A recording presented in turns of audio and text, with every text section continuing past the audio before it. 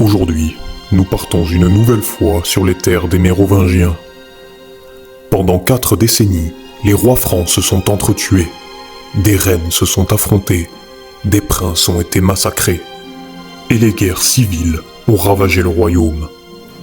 Puis, en 613, Brunehaut tombe, livré à Clotaire II par les grands du royaume. Le royaume franc est alors réunifié sous sa seule autorité. Les chroniqueurs évoquent une paix retrouvée, un retour à l'âge d'or du VIe siècle. Mais il n'en est rien. Le pouvoir royal commence déjà à lui échapper. En livrant Brunehaut, les grands aristocrates n'ont pas davantage cherché la stabilité du royaume que la défense de leurs propres intérêts. En Austrasie, une famille commence alors son ascension, celle des Pipinides. Ainsi, dès 624, Clotaire II confie la mairie du palais d'Austrasie à Pépin de Landen, des Pipinides, tandis qu'Arnoul s'établit sur le siège épiscopal de Metz. 629. À la mort de Clotaire II, Dagobert réunit entre ses mains la Neustrie, la Burgondie et l'Austrasie, déjà sous son autorité du vivant de son père. Son demi-frère Caribert II reçoit l'Aquitaine, un territoire aux marges du royaume, exposé aux menaces. Puis Dagobert fait disparaître son oncle et protecteur Brodulf, avant de récupérer ses terres après la mort de Caribert. En Austrasie, les inquiétudes ne cessent de croître, car aux frontières de l'Est, les menaces se multiplient, et les grands ne consentent plus à demeurer sous l'autorité d'un roi trop souvent absent. Dagobert établit alors son jeune fils Sigubert III sur le trône. Mais le pouvoir royal passe à la main des aristocrates et des évêques qui entourent l'enfant.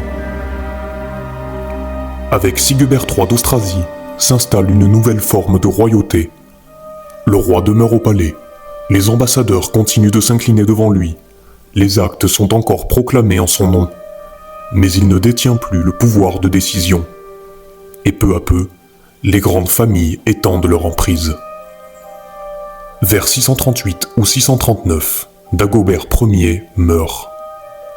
Et avec lui disparaît le dernier souverain mérovingien dont l'autorité s'exerçait encore réellement sur le royaume. La conduite du royaume passe à ses héritiers, encore enfants. En Neustrie-Burgondie, Clovis II, son fils âgé de 5 ans, n'exerce aucune autorité réelle. Sa mère Nantilde et son maire du palais assurent la régence. En Austrasie, la situation est comparable. Dans les 2 parties du royaume, le roi demeure, sans gouverner. Ceux qui n'étaient jadis que des conseillers deviennent les véritables maîtres du royaume. Et leur rivalité ramène le royaume au temps des troubles anciens. En Austrasie, le pouvoir montre ses premières failles. En Thuringe, aux marges orientales du royaume franc, face aux terres slaves, le duc Radulf s'éloigne peu à peu de l'autorité du roi. Vers 640, une expédition est lancée au nom de Sigubert III. Comme tant d'autres avant elle, elle doit rappeler aux marges du royaume que l'autorité mérovingienne ne se défie pas impunément. Après avoir franchi le Rhin, l'armée austrasienne s'enfonce en Thuringe jusqu'aux rives de l'Unstrut, où Radulf s'est retranché sur une colline fortifiée, avec ses guerriers, les femmes et les enfants de son peuple. Autour du roi, les divisions apparaissent rapidement. Certains réclament l'assaut immédiat, d'autres veulent attendre. Derrière les lignes austrasiennes, les fidélités s'érodent. Les contingents de Mayence, pourtant alliés du roi, désertent. Alors Radulf saisit sa chance, quitte brusquement son camp retranché et se jette sur l'armée austrasienne. Le carnage est immense. Des milliers d'hommes sont massacrés. Plusieurs chefs de guerre tombent sous les yeux du roi. La chronique de Frédéguer rapporte que, face à ce sombre spectacle, Sigubert III demeure assis sur son cheval, en larmes, impuissant à sauver ses hommes. Un duc rebelle a résisté à une armée royale et l'a brisée. En Thuringe, la victoire de Radulf montre que les hommes du roi peuvent désormais être vaincus. Et partout dans le royaume, certains commencent à le comprendre.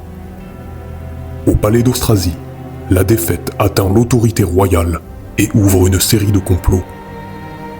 Victime des conséquences politiques du désastre de Thuringe, le maire du palais d'Austrasie est fait assassiner en 642 par Grimoald, fils de feu Pépin de Landen, et l'ombre des Pépinides s'étend sur le royaume. Le désordre gagne à son tour la Burgondie.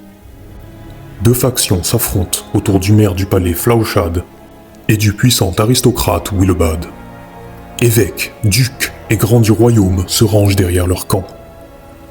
À Chalon, Flauchad tente d'attirer Willebad dans un piège. Méfiant, celui-ci refuse d'entrer dans le palais.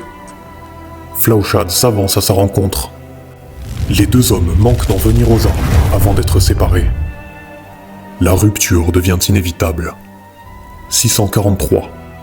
Le conflit atteint le centre du pouvoir. Clovis II convoque Willebad à Autun et s'y rend avec Flauchad et plusieurs grands du royaume neustrien. Mais les animosités se font déjà trop fortes. Craignant une nouvelle ruse, Willebad refuse d'entrer dans la ville. Il campe à proximité, entouré de ses partisans, des évêques, des nobles et des guerriers rassemblés dans l'urgence. Dans la ville, Flauchad et ses alliés préparent le choc. Pourtant, dans les rangs royaux, la cohésion s'érode. Les Neustriens tardent à entrer dans la mêlée. D'autres troupes restent en arrière, spectatrices de ce qui s'annonce.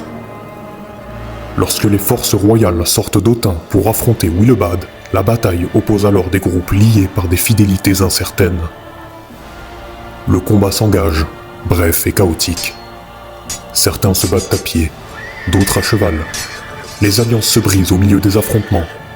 Et dans la mêlée, d'anciens alliés finissent par s'entretuer. Willebad tombe avec une grande partie des siens. Les Neustriens, restés en retrait, se ruent sur les camps abandonnés et en emportent les richesses.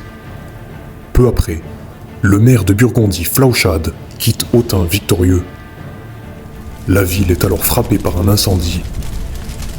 Sur le chemin du retour, il meurt, terrassé par la maladie. Beaucoup y voient alors un jugement de Dieu contre les violences, les perfidies et l'avidité des grands du royaume. Car les armées se lèvent encore, les batailles se livrent encore. Mais aucune victoire ne suffit plus à stabiliser le royaume.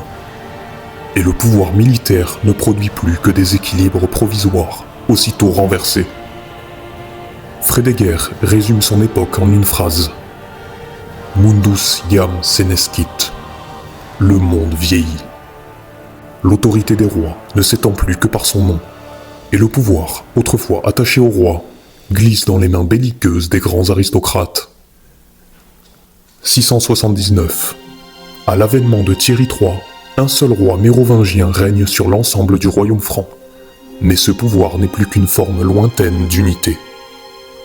Là où le roi ne gouverne plus, et où les guerres des grands ne produisent que des équilibres précaires, une autre autorité s'installe lentement. Dans les palais, une fonction autrefois discrète devient centrale, celle du maire du palais.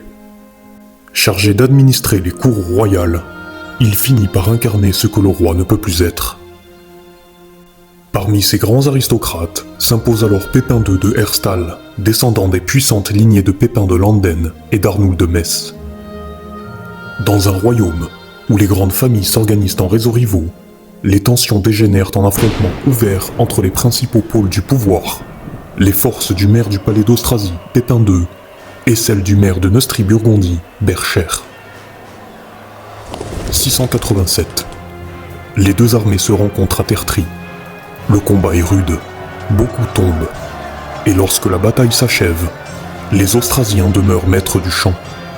Pourtant, rien n'est encore tranché. Le conflit quitte les champs de bataille pour entrer dans les maisons des puissants. Et c'est dans l'ombre des conspirations familiales que d'autres mains achèvent ce que les épées avaient amorcé. À la cour de Neustrie-Burgondie, le maire du palais Bercher est bientôt abandonné par les siens. Et c'est sa propre belle-mère, la dame Hansfled, qui met fin à son destin en ordonnant son assassinat.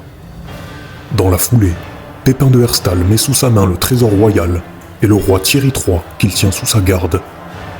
Les deux grandes mairies du palais, celle d'Austrasie comme celle de Neustrie-Burgondie, tombent entre ses mains. Mais la domination ne passe pas seulement par la force. Son fils Drogon est uni à la veuve, ou peut-être la fille, de Bercher. le couple reçoit le duché de Champagne, région longtemps disputée entre Austrasie et Neustrie. Ainsi, derrière les assassinats, les héritages et les mariages, se recompose un pouvoir nouveau. Pépin de Herstal ne gouverne pas ouvertement le royaume, mais il en manipule les forces. Désormais, le pouvoir des Pipinides dépasse largement celui du roi mérovingien qu'ils prétendent encore servir. Ainsi débute l'hégémonie des Pipinides. Depuis Clovis, les Francs ont bâti un royaume forgé par la guerre, l'ambition et la foi.